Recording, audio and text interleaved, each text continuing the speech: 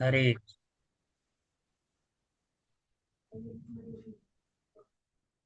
हरे कृष्ण हरे कृष्ण। हरे कृष्णा। आवाज आ रही है क्या? जी प्रभु जी जी। प्रभु जी, प्रभु जी आ रही जी है। प्रभु जी।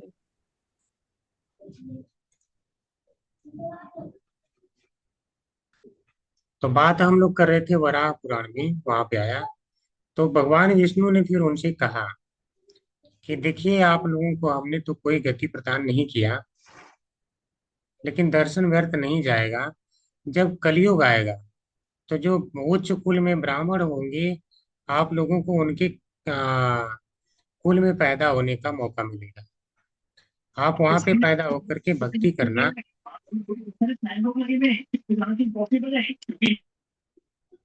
आप लोग वहां जाके भक्ति करना, और जो है फिर आपका कल्याण हो जाएगा, फिर मुक्त होंगे। तो वहां देखिए, दर्शन ले करके और फिर आके यहाँ पैदा हुए, वैकुंठ लोक में तो नहीं गए। पूतना जैसे लोगों को भी भगवान ने वैकुंठ गति प्रदान किया है कृष्ण स्वरूप में। या अभी आप लोग आगे भी देखेंगे। अच्छा, मैंने बताया भी था शायद, जो यहाँ पे मारे गए कुरुक्षेत्र में भगवान कृष्ण के सामने, वो सारे लोग कहाँ गए? भगवान के वैकुंठ धाम में गए। लेकिन विष्णु जी के सामने मारने मरने वाले सारे तो वैकुंठ धाम में नहीं जाते। या शत्रुओं को तो नहीं प्रदान करते ना, जो भक्ति करता उनको प्रदान करते हैं अपना धाम। लेकिन ये असुरों को भी प्रदान कर दे रहे हैं। जितने असुरों को मारे सारे जो भगवान के धाम, इससे बड़ी गति क्या चाहिए? तो सारे से श्रेष्ठता इनकी। तो जो यहाँ कहा गया है कि जयति, यानी जिनकी हमेशा जय हो रही है, वह कृष्ण ही है। पहला। दूसरा गुण क्या है इनका? अपने वैभव के द्वारा सबको अतिक्रमण करके विद्यमान होने के कारण, यानी जितने इनके स्वरूप हैं उनको सबको अतिक्रमण करके, यानी सबसे श्रेष्ठ ही है। जो अन्य रूपों में कार्य नहीं करते वो यहाँ करते हैं। और निज प्रेम महासुख पर्यंत सुख का विस्तार होने के कारण, यानी महासुख प्रदान करने वाले कृष्ण है। अपना प्रेम, जैसा कि हमने बताया था कि गोपियों को जब भगवान प्रेम दिए, तो वह प्रेम और कोई स्वरूप नहीं दे सकता। और और क्या विशेषता है? स्वयं भगवान होने के कारण, यह स्वयं भगवान है कि लोग इनके रूप पर आश्रित हैं। यानी विष्णु स्वरूप भी इनसे ही आते हैं। आपने गोलोक चाट में देखा है कि पहले कृष्ण है, उनसे बलराम जी का विस्तार हुआ, फिर चतुर्युग, ऐसे करके विस्तार होता है। लेकिन कृष्ण का कोई विस्तार नहीं है, ये स्वयं भगवान है। तो जब ये सारी बातें आप पढ़ेंगे, तब पाएंगे जो विदु कहा गया है यहाँ पे शब्द, वह केवल किसके लिए कहा गया है? श्री कृष्ण के लिए कहा गया है। यानी इस शब्द का पर्यवसान, यानी कल्मिनेशन, यानी एंड, यानी अंत, जा करके कहाँ होता है? श्री कृष्ण में। ये है।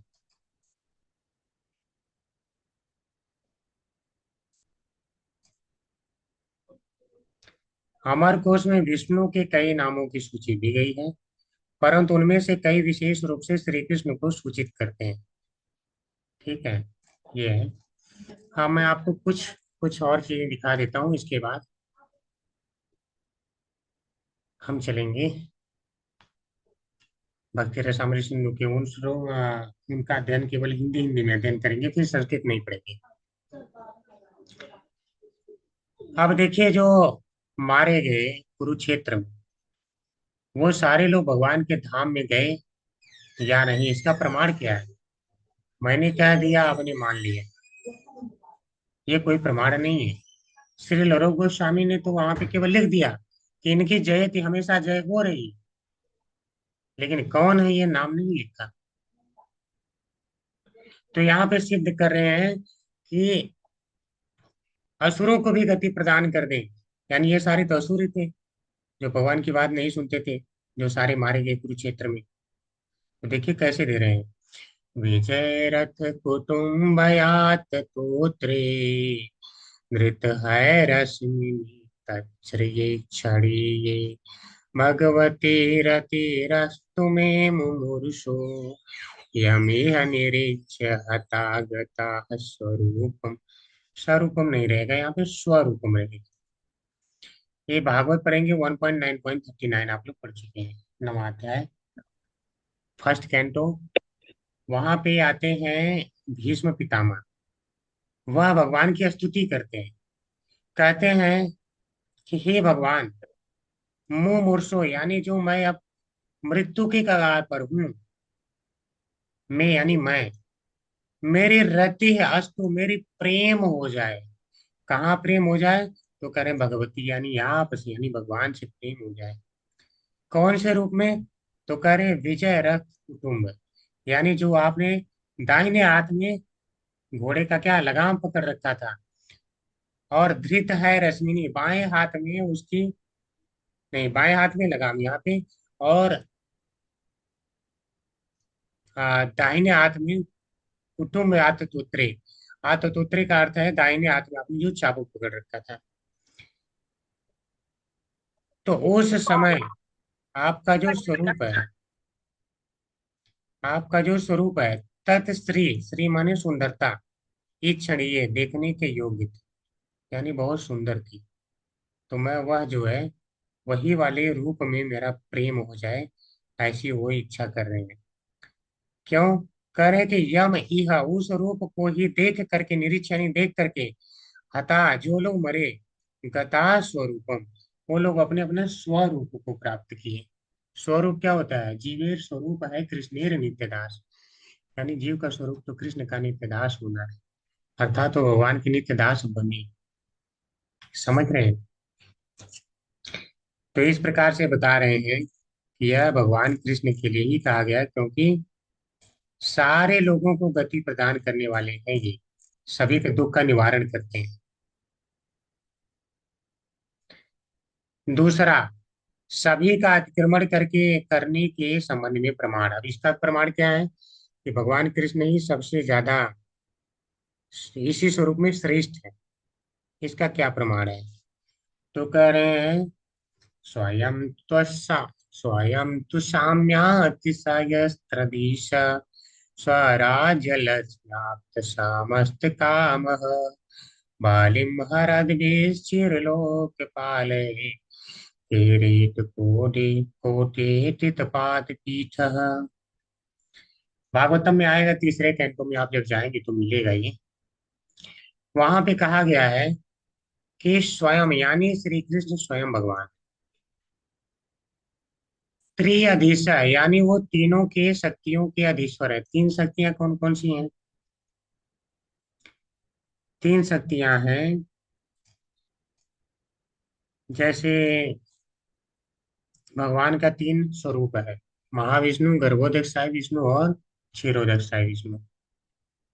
यानी इनमें भी साम्य, कोई समान ही नहीं है इनके समान। तो अतिशय इनसे भला बढ़ के कैसे हो सकता है? तो इन सभी के ये त्रिअधीशा यानी अधीश्वर है, यानी ये रूप भी इन्हीं पे निर्भर करते हैं। और तीन कौन है? एक ब्रह्मांड में देखिए अगर अधीश्वर, तो ब्रह्मा विष्णु महेश, तो उन तीनों के भी ये श्री जो है स्वामी है। और तीन कौन है? नेक्स्ट तीन है प्रकृति के तीनों गुण, ये तीनों गुणों के भी स्वामी है। तीन प्रकार के जीव होते हैं, बद्ध, मुक्त और नित्य मुक्त। तो यह इनके भी स्वामी है। तो जितने त्रयी है यानी तीन है, इन सभी के भगवान कृष्ण ही अधीश्वर है। तो इस प्रकार से ये जो बताया गया है, जिसकी हमेशा जय हो रही हो भगवान कृष्ण ही है, सबसे जो श्रेष्ठ है। स्वराज्य लक्ष्म्याप्त समस्त काम। लक्ष्मी, लक्ष्मी क्या है? यहाँ पे भगवान का अपना स्वराज्य, स्वतंत्र सत्ता है, और इनके पास स्वयं की लक्ष्मी है। अच्छा, लक्ष्मी यानी धन से लोगों को क्या प्राप्त होता है? आनंद प्राप्त होता है। तो यह आनंद के सागर है, आपको तो पता ही है। ईश्वर परम कृष्ण सच्चिदानंद आनंद के विग्रह हैं। अच्छा, यहाँ से भी पता चल रहा है भगवान आनंद की विग्रह है, यानी सारे रसों की विग्रह है। ब्रह्मा जी ने भी कहा है।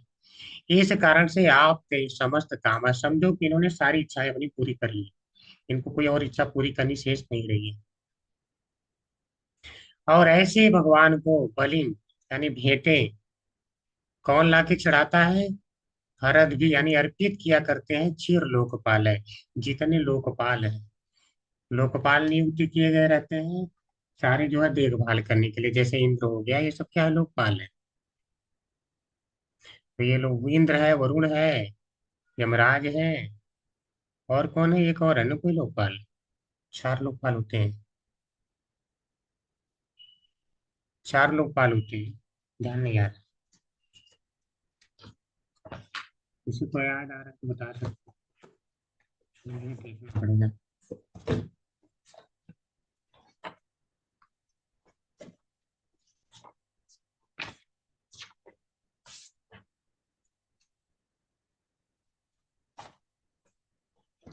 यम, इंद्र, वरुण, कुबेर। ठीक है। यम, इंद्र, वरुण और कुबेर है। कुबेर भी है, ध्यान नहीं आ रहा था। कुबेर का ध्यान से उतर गया था। तो ये सारे लोकपाल क्या है? ला करके भेंटें अर्पित करते हैं। जैसे हम लोग जाते हैं भगवान को पूजा अर्पित करते हैं ना, तो बहुत सारे भेंट अर्पित करते हैं, तो ये लोग लाके अर्पित किया करते हैं। तो कैसा किरीट ये लोग मुकुट पहने हैं, कोटि यानी करोड़ों करोड़ों मुक्तों के द्वारा ईटित पाद पीठ। पाद पीठ यानी जो उनके चौकी है। चौकी किसको कह सकते हैं? जहाँ भगवान का मंदिर है, ऐसे चौखट है। ठीक है। वहीं पर ला करके अर्पित कर दिया करते हैं। तो भगवान जो है इतने श्रेष्ठ हैं। तो कह रहे हैं श्री कृष्ण स्वयं भगवान है। वे तीनों शक्तियों के अधीश्वर हैं। उनके समान कोई नहीं है। उनसे बढ़कर तो कौन होगा? वे अपने स्वतः सिद्ध परमानंद स्वरूप ऐश्वर्य से ही सर्वदा पूर्ण काम है। इंद्र आदि असंख्य लोकपाल गण नाना प्रकार की भेंट प्रभृति समर्पण पूर्वक करोड़ों करोड़ों मुक्तों के अग्रभाग से उनके चरण रखने की चौकी की स्तुति किया करते हैं। तो इस प्रकार से ये भी सिद्ध कर दिया इन्होंने कि सभी से श्रेष्ठ कौन है? श्री कृष्ण है। अब अगली बात सिद्ध करने की है सबको सुख देने के संबंध में प्रमाण, कि कृष्ण स्वरूप में ये सबको सुख देते हैं। तो इसका देखिए, यस्यानन मकर कुंडल चारु कर्ण भ्राजति कपोल सुभगम सविलास हासम नित्योत्सवम न तत्रिपुरदृशिभिः पिबन्त्यो नार्यो नराः मुदिताः कुपिता निमेष। भगवान के मकराकृति कुंडल से शोभित मनोहर कर्ण युगल एवं उसके द्वारा दीप्यमान कपोल द्वय ऐसे सुंदर लगते थे, जैसे कि उनके विलास हास युक्त मुखमंडल में नित्य उत्सव हो रहा हो। तो क्या करें? हरे आनंद। कृष्ण प्रभु जी। हरे कृष्ण।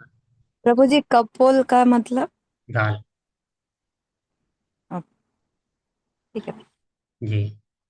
तो भगवान का जो है, जो आनंद है यानी फेस है, वहां पे क्या पाने? मकर कुंडल है। इसको कहीं कहीं लोग मगर लिख देते हैं, लेकिन मकर का अर्थ जो है हमने मछली ही जाना है। हम मकरी मछली वाला ही देखे हैं कुंडल। और मगर तो हमने नहीं देखा। कुछ लोग मगर कहते हैं, लेकिन मकर का अर्थ यहाँ मछली ही है। ठीक है, उस आकार का उन्होंने पहन रखा है। तो वह क्या है, बहुत ज्यादा कान में जो पहने हैं, तो उससे चारु यानी बहुत शोभायमान हो रहा है, दीप्यमान हो रहा है, सुंदर लग रहा है।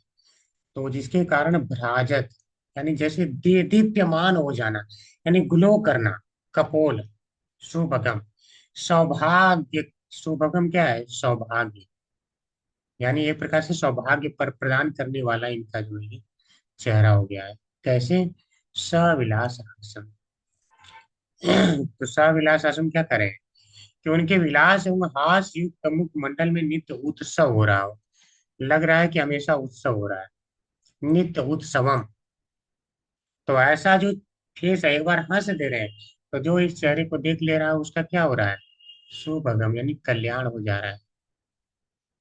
तो भगवान का चेहरा ही कल्याणमयी है। एक बार जो देख लेगा उसका कल्याण हो जाएगा। तो जैसे आप लोग मान लो जाते हैं, मंगल आरती अटेंड करते हैं, तो आप लोग तो देखते हैं भगवान को, तो भगवान आपको देखते हैं कि नहीं देखते हैं? तो यहाँ जो लोग देख लिए, सारी गोपियां हैं, लोग हैं वहां खड़े, तो सारे देखे तो क्या है, वो कह रहे हैं भगवान का ऐसा शुभगम यानी सौभाग्य प्रदान करने वाला फेस ही है। तो आप लोग मंदिर में जाते हैं तो क्या आपको सौभाग्य नहीं मिलेगा? या मंगल आरती सुबह सुबह डेली करते हैं तो आपको नहीं मिलेगा? इस प्रकार मंगल आरती वगैरह क्या अटेंड करते रहना चाहिए।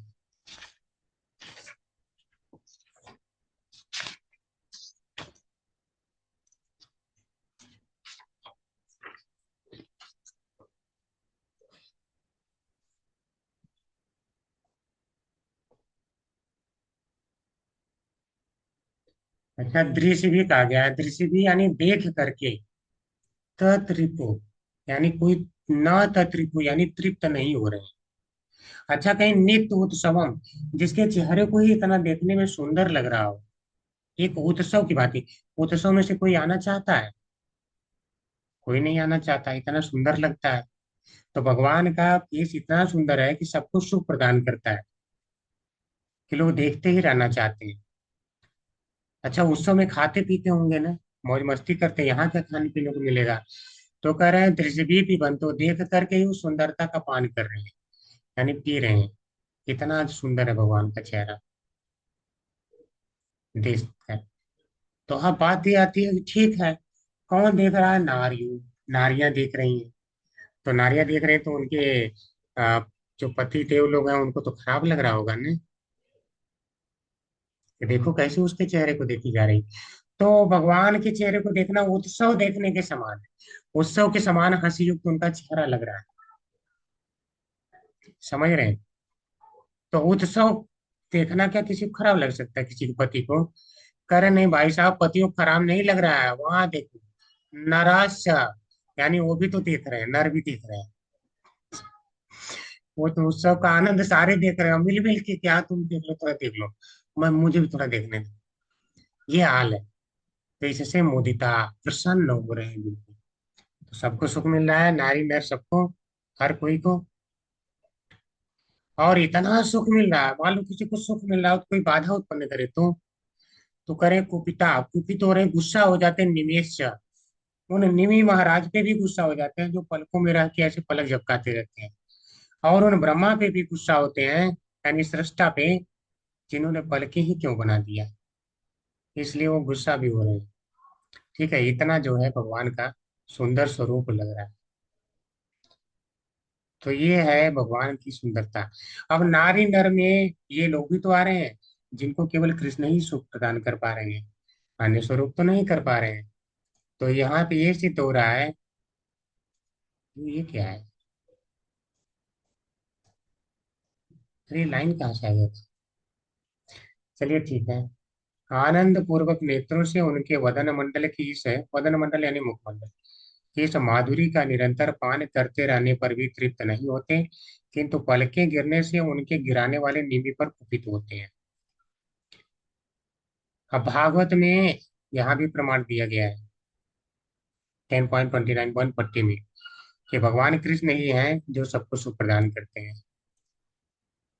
ये कहाँ से आ जा रहा है? कुछ ऐसे ऐसे राउंड राउंड, समझ में नहीं आया। छोड़िए।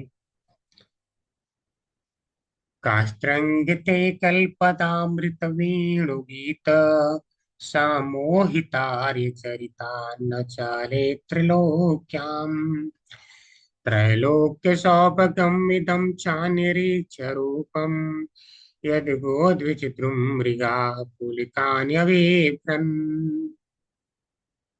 बहुत सुंदर है, बहुत सुंदर। संक्षेप में बता देता हूँ, विस्तार हो जा रहा है ज्यादा।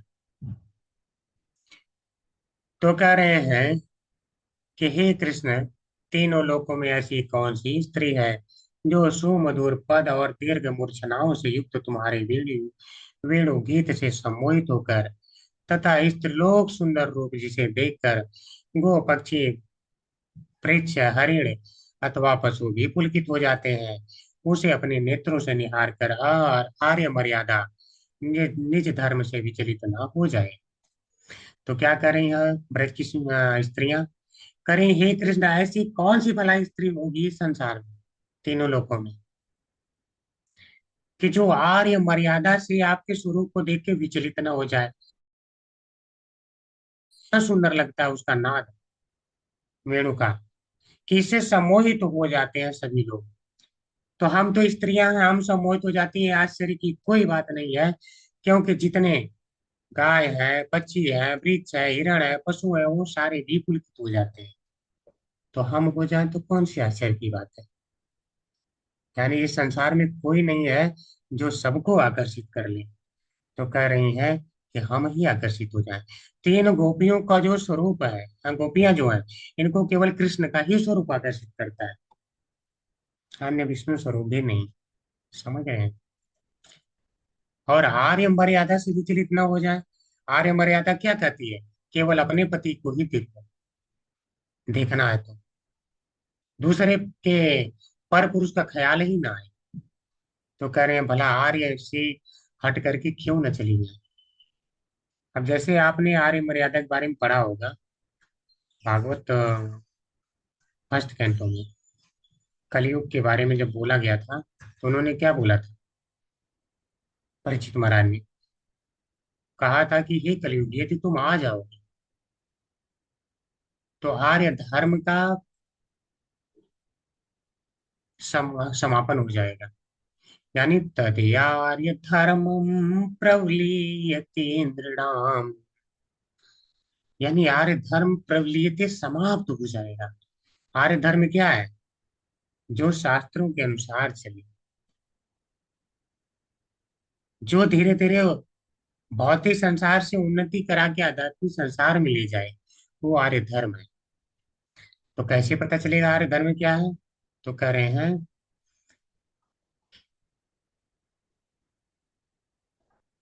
क्या है, ये काफी दिन हो गया पढ़े हुए। तदार्य धर्मं प्रवलीयते नृणाम् वर्णाश्रमाचारत्रयी वर्णाश्रमाचारयुतस्त्रयीमया, यानी वर्ण और आश्रम से युक्त जो होता है वो धर्म नष्ट हो जाएगा। वर्ण और आश्रम क्या करता है? धीरे धीरे आगे बढ़ाता है। त्रयीमय यानी जो वेदों से युक्त है, इसका नाश हो जाएगा। तो जब इन वर्ण आश्रम का नाश हो जाएगा, कोई धर्म सिखाने वाला ही नहीं होगा, तो होगा क्या? उसका परिणाम क्या होगा? तो उसके लिए कहते हैं कि ततोर्थ कामाभिनिवेशितात्मनाम्, यानी तब लोग केवल अर्थ और काम में ही प्रवृत्त हो जाएंगे। यानी केवल पैसा कमाओ, इच्छा पूरी करो, बस इसी में। तो इसमें नुकसान क्या है, प्रश्न हो सकता है। तो कह रहे सोनाम कपीनाम वर्ण शंकर, तब जो है ना, ऐसे काम में लिप्त होंगे कि वर्ण संकर संतानें लोग उत्पन्न करेंगे। यानी कुत्ते और श्वान, सुनाम, कुत्ते, कपी नाम, बंदरों की तरह। यानी कुत्ते बंदरों की तरह लोग संतानें उत्पन्न करेंगे। इंसान यानी बिना विवाह के लोग जो है बच्चे पैदा करेंगे। तो ये होती है आर्य मर्यादा की, विवाह के बिना कहीं बच्चे मत पैदा करो। तो कह रहे हैं इसका लोप होगा तो तुम ऐसे ही करोगे। तो ये क्या करें, आर्य मर्यादा से भी विचलित कर दे। जिसकी सुंदरता, वह सुंदरता श्री कृष्ण की है, अर्थात इनको और कोई सुंदर नहीं लगता। तो किसकी सुंदरता सृष्टि सिद्ध हुई? यहाँ भगवान कृष्ण की। और क्या कहा गया? भागवत में भी कहा गया, 3.2.12 में भी कहा गया। हमने कहा ना, भागवतम का ये रस है, भक्ति रसामृत सिंधु। यनमर्तलीलोपैतं स्वयोग माया बलं दर्शयता गृहीतम् विस्मापनं स्वस्य च सौभगर्गे परम पदम भूषण भूषणांगम। भगवान ने अपनी योग माया के बल से मर्द लीलोपयोगी जो विग्रह प्रकट किया था, वह इतना मनोहर था कि उससे स्वयं वैकुंठ स्थित श्री नारायण को भी विस्मय हो जाता था। तो भगवान जब कृष्ण रूप में आए तो क्या है, अपने माया बल को दिखाने के लिए अपने स्वरूपम, अपने उसी रूप में आए। कृष्ण ही है लेकिन लग रहा मनुष्य है, वही रूप लग रहा मनुष्य है। तो माया शक्ति के द्वारा ऐसा उन्होंने रूप दिखा रहे थे, दर्शयता, दिखाने के लिए ही गृहीतम। और कैसा कैसा माया शक्ति, फिर इसी माया शक्ति से क्या क्या दिखाया, ऐसे ऐसे चीजें दिखाया कि सारे लोग विस्मय हो गए। जैसे 16,000 रानियां रख, कौन रख सकता है 16,000 रानियां? मनुष्य कोई रख सकता है? तो भगवान ने दिखाया मैं मनुष्य नहीं हूँ, मनुष्य नहीं हूं मैं। वह दिखा रहे हैं मनुष्य जैसे दिख रहे हैं, लेकिन इसीलिए भागवतम में कहा गया गूढ़ कपट मानुष, यानी जो देखने में तो मनुष्य लगे लेकिन मनुष्य है नहीं, गूढ़ है। ठीक है, यानी रहस्यमय। तो ऐसे है। और किसको आश्चर्यचकित कर देते हैं, महाविष्णु को भी। आपने देखा होगा, ब्राह्मण का जो बालक था, जैसे ही पैदा हो जाता वो ब्राह्मण का बालक मर जाता। तो वास्तव में मैं आपको एक नियम बता दूं, अगर सारे अपने अपने धर्मों का पालन करें तो कहीं भी अकाल मृत्यु नहीं हो। तो ब्राह्मण पहुंचा जो है उग्रसेन राजा जी के पास, फिर कहा, बड़ी लगा उनको गालियां देने। फिर कृष्ण को उल्टा सीधा बोला, गालियां बकने लगा। बोला मैंने जो है आज तक कोई पाप नहीं किया है, अब मेरे 10-10 बच्चों को मृत्यु हो गई, ऐसे कैसे हो जा रहा है? यानी कि आइए आप लोगों के पाप का दुष्परिणाम है कि अकाल मृत्यु हो रही है, बच्चा पैदा होते ही मर रहा है। तो ये विश्वास था कि हम अगर अच्छा कर रहे हैं तो हमारे घर अकाल मृत्यु नहीं हो सकती। तो जो ये भागवतम इत्यादि पढ़ रहे हैं, किसी की अकाल मृत्यु नहीं होगी, इतना तो श्योर रही। ठीक है, भगवान का नाम लेने वाले का कभी अकाल मृत्यु नहीं होता है। तो कह रहे हैं कि उस समय जो है भगवान कृष्ण को तो सारा पता था। तो बाद में, अब संक्षिप्त करता हूँ, अर्जुन ने एक प्रतिज्ञा करा कि मैं तुम्हें तुम्हारा बालक ला करके दूंगा, अगला मैं मरने नहीं दूंगा। तो जब अगला बालक हुआ तो होने से पहले इन्होंने पूरा जो है चारों तरफ बाणों से ऐसा अभेद्य कवच निर्माण कर दिया जिसमें कोई हवा तक प्रवेश न कर पाए। ऐसा था, यानी अंदर ऐसी व्यवस्था कर दिया बच्चा का डिलीवरी होगा और बच्चा रहेगा। लेकिन वो बच्चा भी गायब हो गया और टूट गया इनका कवच। फिर इन्होंने पूरे ब्रह्मांड में छान मारा, इनको कहीं नहीं मिले, पूरे ब्रह्मांड में। इतनी क्षमता थी अर्जुन की, समझ रहे हैं? भक्तों की क्षमता का आप अनुमान लगा सकते हैं। जब भक्त ही इतने महान है तो भगवान कितने महान है, सोचिए। तो फिर अर्जुन ने कहा अगर मैं नहीं बचा पाया तो आत्मदाह कर लूंगा। तो इस प्रतिज्ञा का पालन करते हुए जा रहे थे आत्मदाह करने। तो इसके बाद जो है कृष्ण जी रोक लिए और सारी बात बताए, बोले आओ दिखाता हूँ, मिलाता हूँ तुम्हें। तो गए पूरे ब्रह्मांड से परे जाकर के महाविष्णु से मिलाया। और महाविष्णु ने वहां क्या कहा कि मैं आपको देखना चाहता था, आपको मैं देखना चाहता था, इसलिए मैं आपसे ही मिलना चाहता था। अतः यहाँ पर बच्चे मैंने मारे हैं। समझ रहे हैं? तो उनका स्वरूप ऐसा सुंदर है, वैकुंठ स्थित श्री नारायण भी विस्मित हो गया। इतना सुंदर स्वरूप है। अब कितना सुंदर है आप कल्पना नहीं कर सकते। कल्पना से परे आप समझ रहे हैं जो विष्णु जी को आकर्षित कर लेगा स्वरूप। अब बात ये आती है कि क्या महाविष्णु में इतनी क्षमता नहीं है कि भगवान तो द्वारका में थे, जाके वहां देख लेते। तो आप समझ रहे हैं भगवान का जो यह स्वरूप है, इस स्वरूप को जो सुंदर लगने वाला है, यानी जो किसी माया से न ढका हो, भगवान अपनी माया से हटा करके दिखाए अपना सच्चिदानंद स्वरूप।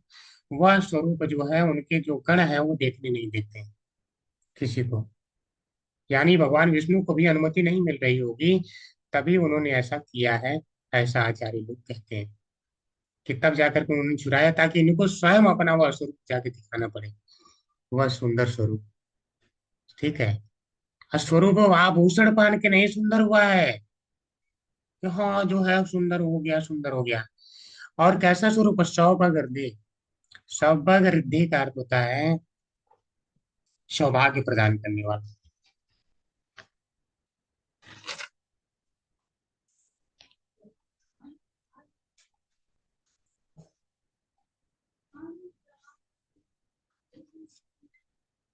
ठीक है। या इसका दूसरा अर्थ और भी होता है ऐश्वर्य भी। सौभगृद्धि पीछे भी आता है ना, सौभगम, यहाँ भी आया है। और ऐश्वर्य भी होता है, यानी सारे ऐश्वर्यों से परिपूर्ण है, तो सारे रसों से भी परिपूर्ण हुआ फिर। ऐसा है। परम पदम, यानी सारे ऐश्वर्य का परम पद है भगवान का रूप।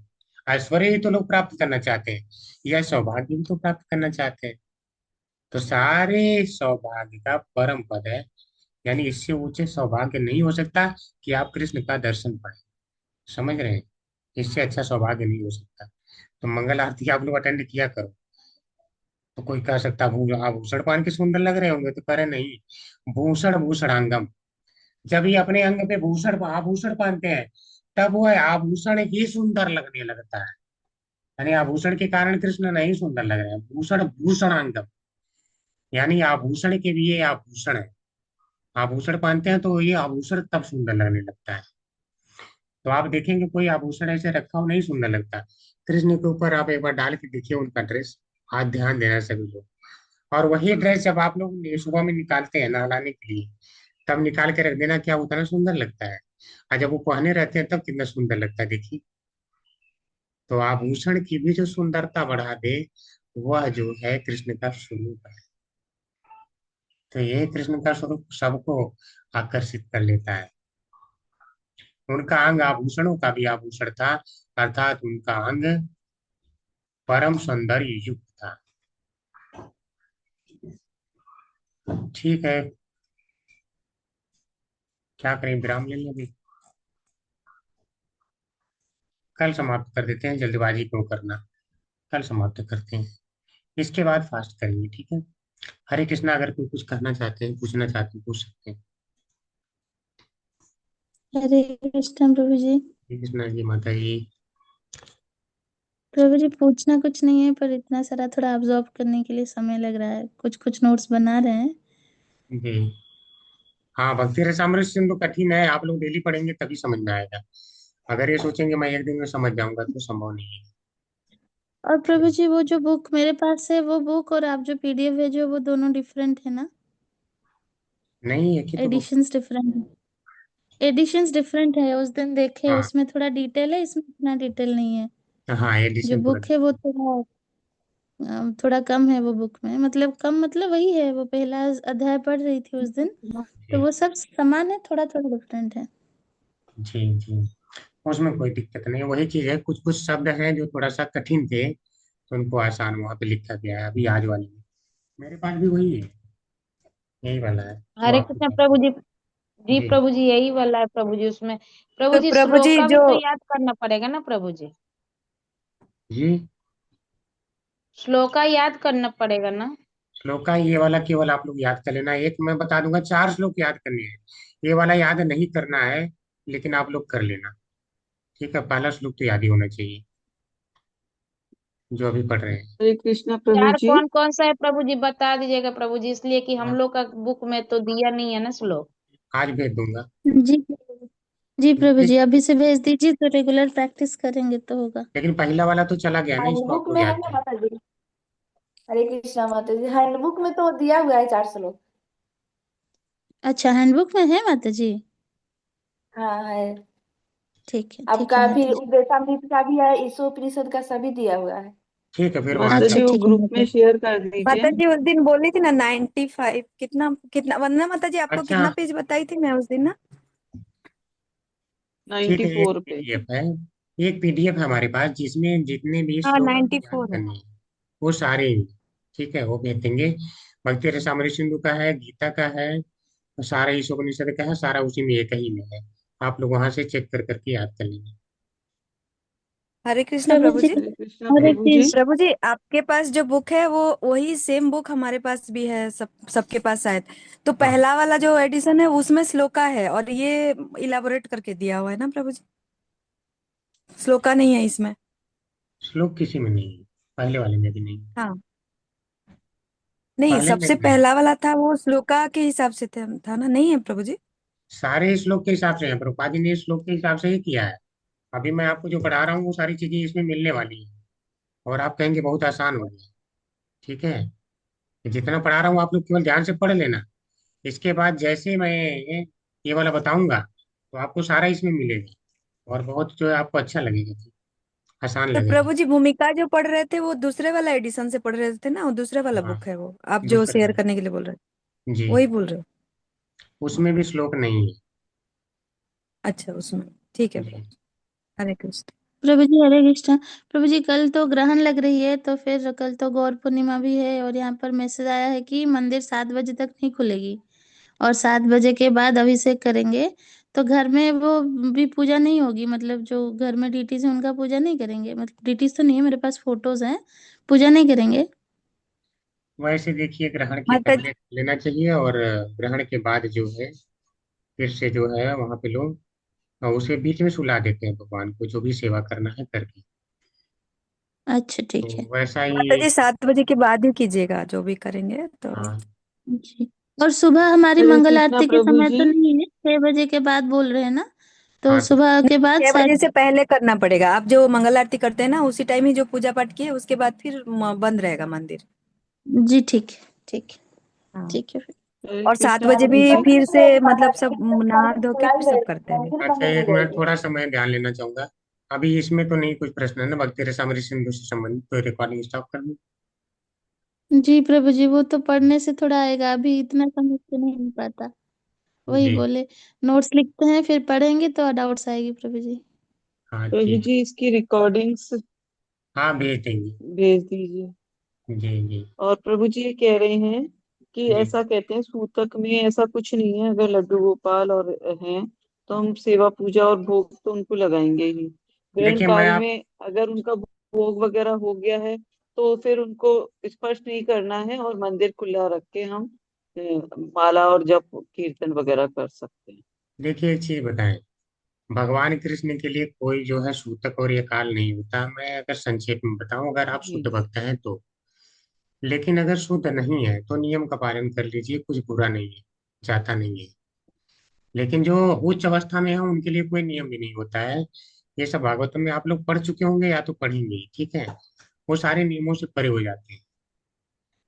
कर्म कांड नियम इत्यादि उन्हीं के लिए हैं जो परम भक्त नहीं है। कर्म कांड नहीं है सब, और कुछ नहीं है। ठीक है, भगवान के लिए कौन सा सूतक है? भगवान के लिए सूतक लग जाएगा, कृष्ण के मंदिर में सूतक लग जाएगा, उनकी सेवा नहीं होगी। सूतक में इतना दम है। अभी आप लोग प्रभु इतना जी तो पढ़ रहे हैं ना, भगवान से श्रेष्ठ कोई है ही नहीं।